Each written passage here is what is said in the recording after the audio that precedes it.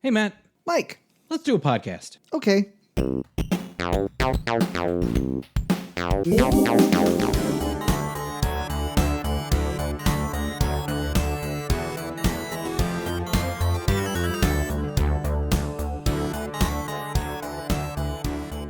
Hello, and welcome to Hacking the Grepson, the software development podcast, hosted by your boy Mike, right here, and that other guy, Matt. Your boy Matt. Today on the podcast, we are going to talk about a super cool, fun game that just came out recently that has taken the industry by storm, and it's called Blueprints. And let's just get it out of the way. Yes, I know it sounds like the word blueprints, as in the design schematic for something, because that is on purpose. Wait, is it actually not that? I haven't played this game, so this it's actually going to blue. be news to me. Blue as in the color, and prince as in not princess. Really? Yes. Huh. Today, but it sounds a lot like Blueprints, and that's because it's a very cool game that I would try to summarize in a sentence by saying, what if someone who grew up on Myst and board games tried to make a digital rabbit hole?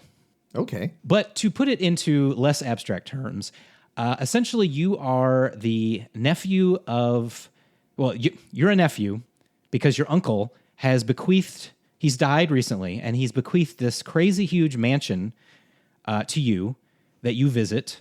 The only catch is you can't take ownership of the mansion until you reach the secret room 46 of the mansion. And why is it so hard to get to room 46? Because every day you visit the mansion, which is broken up into a 5 by 9 square grid, so 45 squares, changes its structure every day. You always start at the bottom in the entrance hall, and it has 3 doors, one forward and one to the west and the east. And when you open one of those doors, you get 3 different rooms that you draft, and you choose one of them, and then you open the door to that room. But every day it will be different. Like in a deck building game, when you say draft, it's like you get these 3 options. I'm going to pick room 7. Exactly. It is a deck builder, roguelike, board game adjacent Myst puzzle game. Yeah. That hurt my head. It's crazy. So it's got the deck building and the roguelite, but it's as if you were playing a Myst kind of game. All right, so there's 45 rooms. Yes. But you're trying to get to room 46. Yes. That sounds impossible. It does sound impossible, but one of the rooms that's always in the mansion, besides the entrance hall, which is where you start, is called the antechamber. So you see the entrance hall, and you see the antechamber at the top, and you're trying to get from the entrance hall to the antechamber by drafting all these rooms that are random, and you don't know which ones are going to come up. Some of them have 1 exit. Some of them have 2. Some of them have none. It all depends on what you get and where you place them and which doors you go through first. There are keys to unlock some of the doors. There are gems you have to pay to select certain rooms over others. There are items you get that do things. I mean, the goal of getting to the 46th room, which is supposedly beyond the antechamber. That's the idea. You get to the antechamber, and then beyond the antechamber is the secret room 46. When you start the game, you don't know whether that's true or how to get there or whether you're going to get there. And then it just becomes an insane sledgehammer on wall. Yes, there is a sledgehammer. You can't use it on the wall. There's a shovel. There's a lucky rabbit's foot. Do you get to do old school adventure games type things like taping the string to the sledgehammer to make a pendulum or something? So just if you haven't played this game, and if you want to get into spoiler territory, we can do that. I can talk more about... Let's talk mild spoilers. Okay. So I don't think it's a huge spoiler to say that there are items in the game, and yes, you might be able to combine them into other items at some point. But I think the fun in the game is not only in trying to piece together your custom mansion every day, but also in seeing new rooms that you've never seen before.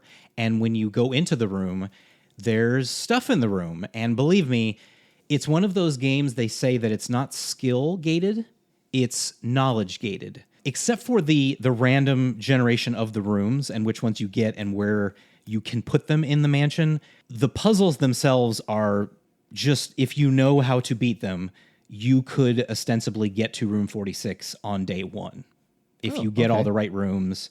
Most people will not. I beat the game, and by beat the game, I mean I got to room 46. But I will say that that is not even probably half of what the game has content-wise. So it opens up into layers and layers and layers of insanity beyond that. Interesting. The rabbit hole goes deep. I am curious. The puzzles, when you say knowledge-based, are they things that require like memory? Like, oh, hey, 7 rooms ago on the wall, there was a red splotch, so I need to put the red splotch over here. Or are they more just like, this is this kind of puzzle. This is how you do Hanoi's Tower, right? The answer to your question is yes. It is that and everything else. It is like all of the stuff besides the kitchen sink, except there is a kitchen room with a sink, so it even has the kitchen sink. And is it sounds like it's timed because you said on day one. So that implies to me that at some point you lose during a day. Is there like a Majora's Mask-esque clock that's chasing you around? So that is part of the roguelike nature of it, in that at some point, either you will get to room 46, which is the ostensible goal of the game, or you will run out of paths that you can actually take to get there, and you kind of just like are trapped because you can't go any further because you didn't get a room that has a door that goes further into the mansion. Or and you don't know that when you go to draft. You don't necessarily know that. You kind of end up losing the day because, I guess I can't go any further because the last thing I drew was a dead end, like that kind of thing. If the first time you enter the conservatory, it has an exit to the north and west. Next time you go to the conservatory, does it also? Or does that change as well? I'm curious, how roguelike is it? Like? So it's pretty roguelike, but it does not have that. No, each room is whole in it will always be that room. It will always have the same number of exits. It will not always be in the same orientation, though. Depending on which direction you're going when you draft it, it may be turned 90 degrees or something like that. But it will always have the same number of exits in the same orientation relative to the room. Yeah. So you can definitely be on the lookout for a specific room you're looking for because it has X in it or it has a certain number of exits. Yeah. And you're like, okay, I've got 7 keys, so I should pick this room because I know it has a key to get out and I have no gems or whatever. Yeah, you can definitely do that. I would say that the RNG that lots of people, the random number generator, which is essentially whatever the algorithm is in the background that's choosing which 3 random rooms it gives you when you go through a door, or whether that room has a key in it or not, because that's random. Yeah. So it's every room's contents change every time too. You can't count on that. Yeah, so the rooms change, the orientation might change, the number of items, which items are available in which rooms. That's all random. And so you kind of have to play to that style. And a lot of people bounce off that because I think if you think of Blueprints as a puzzle game, that will be very frustrating because you'll be like, oh, I saw that red splotch in room X. And I remember in room Y, there was a book that mentioned a red splotch or something like that. Oh, but I didn't get that room. Okay, well, let's start a new day and see, I didn't get that room again. I didn't get that room again. And you start getting fixated on solving puzzle A. This game does a really interesting thing where there are so many puzzles. You don't realize there are that many puzzles when you start, but you start realizing as you play the game, unlocking rooms, realizing things that are in those rooms and that they have meaning, that there are so many puzzles going on at all times that it kind of mitigates the RNG because it forces you to pivot your focus in the game on one of the many other puzzles and not just the one that you've decided this second you need to figure out, which is difficult and which is unique and different. And like I said, a lot of people bounce off that if they're looking for a more traditional kind of puzzle game, but it's pretty refreshing and interesting. I'm not even sure I know what you mean by it. So what do you get for solving a puzzle? Because in most games where you have most room type games, you solve a puzzle to. I'm picturing this as a series of escape the room type games, and maybe I'm way off. But like usually you'd be like, okay, I got to open this grate so that I can get the key or whatever. Oh, in order to open this grate, I need to find a wrench. Oh, this wrench is broken, so I need right. Blah blah blah. Is there what's the point of solving puzzles in the game? I mean, everything you just said is definitely a kind of thing that's in the game where you will notice a machine in a room that you can't activate all the way or at all, which is the missed part to me. It's like, oh, there's this machine and I want to use it, but it doesn't have power. So I need to get power to it. Where would I get power from? Oh, this other room seems to generate power. Oh, but I need an extension cord. Right, but that room, I didn't get that room this time, so let's try a new day and get that room. Or that room, I didn't get it until I was like at the far northwest of the mansion, and the room I need the power for is in the southeast. Oh, I can't connect them. So yeah, it's like all the things you're used to in a 3D puzzle game, except also throw in the, hey, there's RNG and you may not get the things you want, or you may not get the rooms in the right orientation to do that puzzle. All right, here's the most critical question for every game ever that I've ever played. There's not a chicken with a pulley in it. I'm sorry. Does it have a map? Can I see that grid and see what's been filled in? Yes, it does have a map. I don't know how you would play this game without it. It's kind of crucial. Okay, good. I have I have really good spatial reasoning in real life. Mm-hmm. Like I always know which way west is somehow. I don't know where that comes from.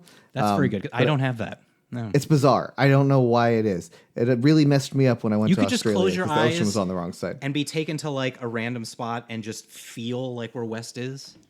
More or less, yeah. Wow. I'm not always exactly right, but I get a compass. decent vibe off of it. But like if I go to but I think it has to do with the ocean, because when I went to Australia, I couldn't figure out which way west was. Sure. The ocean was on the wrong side. But I didn't have that problem in New York, so maybe not. What was I saying? Oh, I have very bad spatial reasoning in games. Mm-hmm. Great in real life, but in games, I get disoriented really fast. I need a compass, or I need a map to know where I'm going. Or if the room is fixed, right? If you can't like rotate the camera kind of thing, then I don't need a compass, because I'm like, up is north. I'm thinking old adventure games. I didn't need a compass there, but a map was always useful. Yeah, no, it's got a perfectly fine map. Like I said, the mansion itself is a simple grid, and you can look at it at any time. And you always look at it generally when you go through a door and you're given the choice of the 3 rooms. You bring up a map, and so you can see where you are, where everything else is, and you can use that to decide which map you want to, which room you want to draw. I know that it was made in, I think, Unity, which is a very popular 3D game framework. I mean, you could make 2D games in it too, but it's most popularly used in Unity. I'm kind of curious, like in terms of like what the internal data structure is of this kind of game that is keeping track of a lot of stuff. And like I said, I don't want to say too much about what I've learned about the actual puzzles in the game, but suffice it to say that like when you first start playing it, it feels random, and you feel like you're like, oh, okay, I guess I'll choose that room and I'll put it here. Okay, now I'll choose that room and I'll put it here. Oh no, that's a dead end. Okay, I guess my day's over. There's an option to call it a day, and so it wipes. You lose all the items you have on you, and you start anew at the entrance hall again, with the knowledge that you have of doing that previous day. And you can look back at your previous days at any given point and see the map you made and where you put all the rooms. And it even gives a cutesy little, like, depending on what kind of rooms you put down, it'll say like, oh, you made a quaint inn, or you made a garden-y kind of room. Oh, that's cute. I like that. Yeah, because there's different kinds. There's like bedrooms, there's hallways, there's outdoor courtyardish kind of things. So it's very, very heavy statistics game. There's a lot of things it keeps track of. At some point, there's a book you can get to look into that will say all of your stats about how many times you've run it, how long you've spent on a day, how many rooms you've unlocked, all that kind of stuff. So it's very heavy on the keeping track of a million things, but then also, and I think maybe it's not as complicated as I think, because it's knowledge based. It's like everything you can generally do in the game, you could do from moment one. It's just you don't know. You have no idea what anything means until you realize that almost everything means something.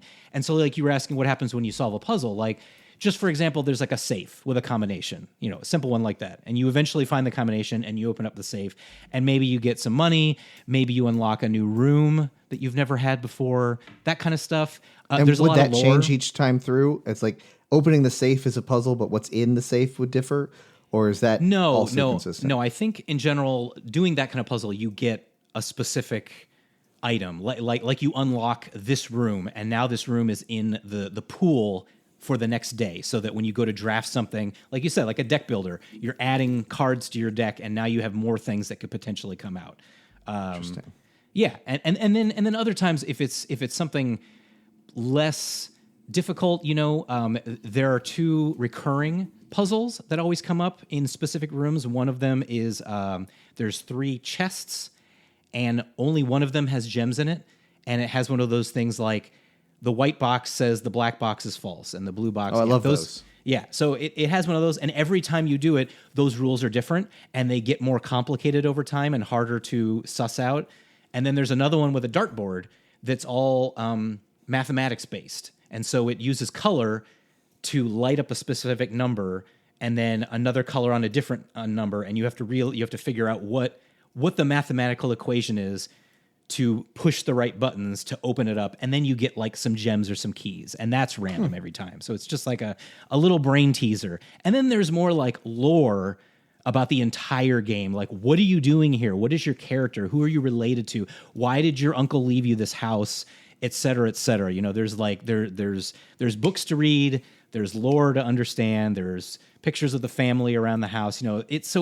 There's so many layers of puzzles, from the environmental long term to the beating a little brain teaser to get some gems kind of thing. And and honestly, Matt, the only criticism I really have about it, besides the RNG kind of being frustrating, like if you know what you want to do, but you don't get the right roll, kind of like in a board game, it's like, oh, I know how to win if I roll blah. Oh, I didn't roll blah. Yeah, I grew up with dice being the leading cause of frustration in almost every fun thing I did.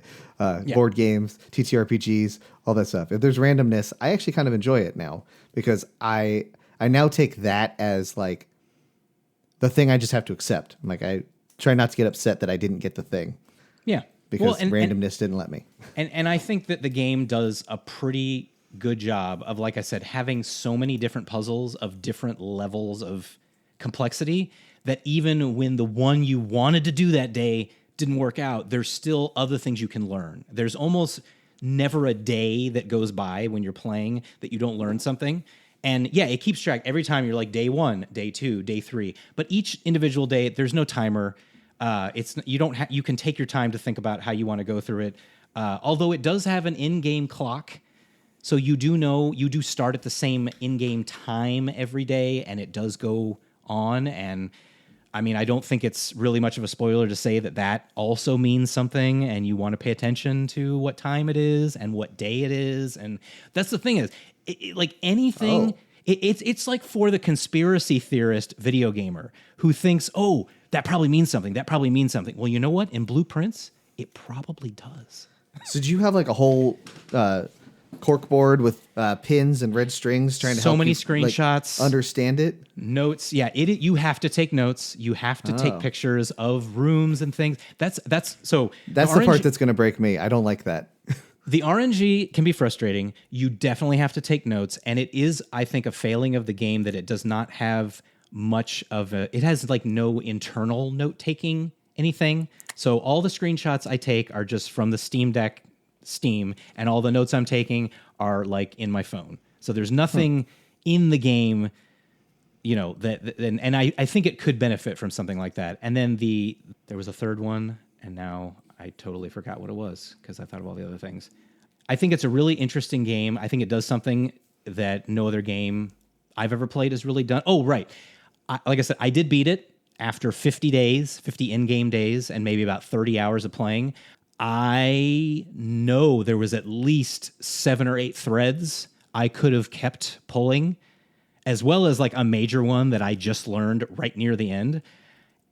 But I was kind of overwhelmed by how much was in there. So I just went online and like spoiled the rest of it for me. And there was even more that I didn't even know. It is so deep. It is, like I said, it's for that conspiracy theorist gamer who wants to spend 130 hours on this and learn everything they can, because everything does have meaning. And so if you want a game like that, that is just like infinitely deep, it's perfect for that. But I think in my mid 40s, I don't know if I want a game that's that deep. I think I got what I wanted out of it.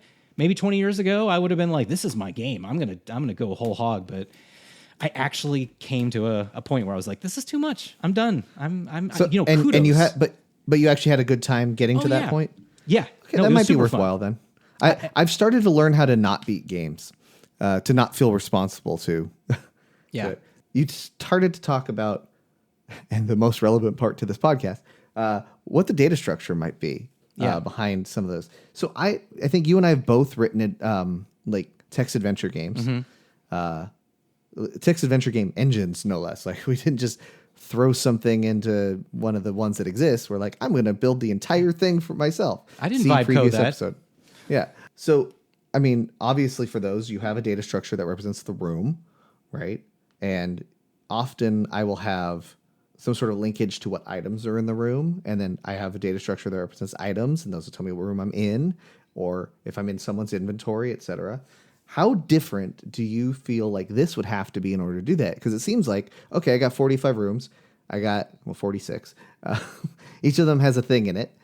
And there's not that many options for like where you can go. Mm-hmm. You know, it decreases every time you go into a new room, how many different rooms you could possibly open up.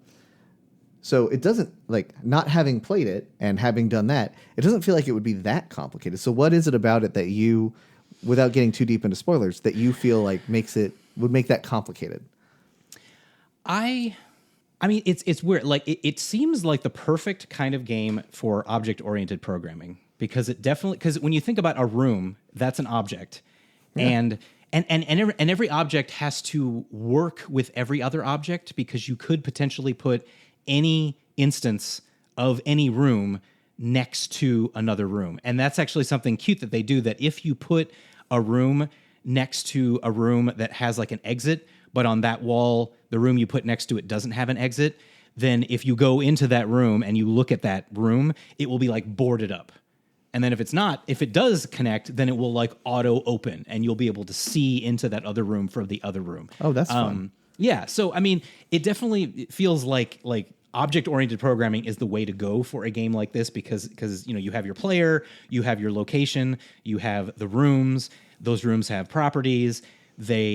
And then it does remind me a bit of Gym Warrior, because I know that like certain rooms in that game have like an item, and or have a condition that only is satisfied if you have an item when you're in that room, like, or you use that item in that room. And so, you know, my very messy, probably not the most efficient way to do it would just, you know, be a property on that room, like if has blah, then this thing, it writes this text to the screen, or it gives you an option to push a button that you couldn't do if you didn't have that item or something. So, I mean, I think, once again, it's been a while since I've done Gym Warrior, and I don't know if I would do it exactly the same way that I did it before. I don't know if I would do it in Ruby. I've never done anything in Unity, so I don't know how Unity works, or if it's set up to do something like this. I mean, the game is a 3-dimensional first-person game, so it's like, you know, you don't see your character, you just see the world, and you're just moving in it.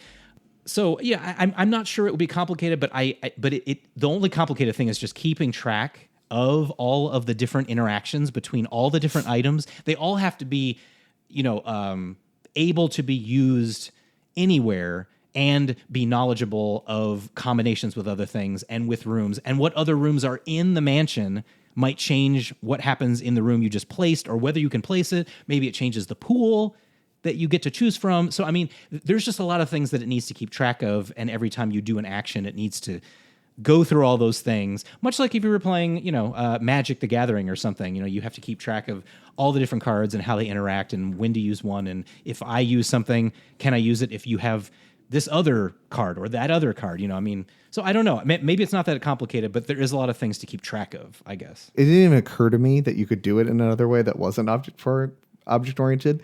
That's so the way I think that when you ask the question, I was like, well, obviously classes. You know, I didn't even go down any other path for what might start. And there might be more efficient ways. Yeah, like, I mean, could you write a game like that in functional programming? You know, I mean, maybe, but would you want to? Is that what that's even for? It depends, but probably not. I mean, that kind of thing just really does scream object oriented. Yeah. So anyway, it's a good game. I would highly recommend it for anybody who likes puzzle games because it does have a lot of fun puzzles. There are a lot of good aha moments. There's a lot of just like, oh, that means something. You know, you definitely get that. But I think that it is kind of the random deck building roguelike nature of it is it has some rough edges and there could be some quality of life improvements. But yeah, I would highly recommend anybody to try it out. It's a good game, and I think you should. I think you would like it. I literally just bought it while you were saying that last sentence. Bam! I can't wait. Thank you, Steam, for making that easy. I can't wait to hear what you think of it, and if it, whether any of the things that rubbed me a little bit wrong, whether they rub you wrong, or if you just think it's brilliant and the best game ever. Who knows? I will probably be annoyed by a lot of things because that's me. Okay. Well, then you rate your own blueprints. All right. Okay. That's going to do it for this episode on the Blueprints. Super cool game. Check it out. And if you want to hear more discussions, you can go to hackingthegrepson.com. We put out an episode every other week on Wednesday. And until the next time we draft your mansion, we now return you to your regularly scheduled lives already in progress. Boop.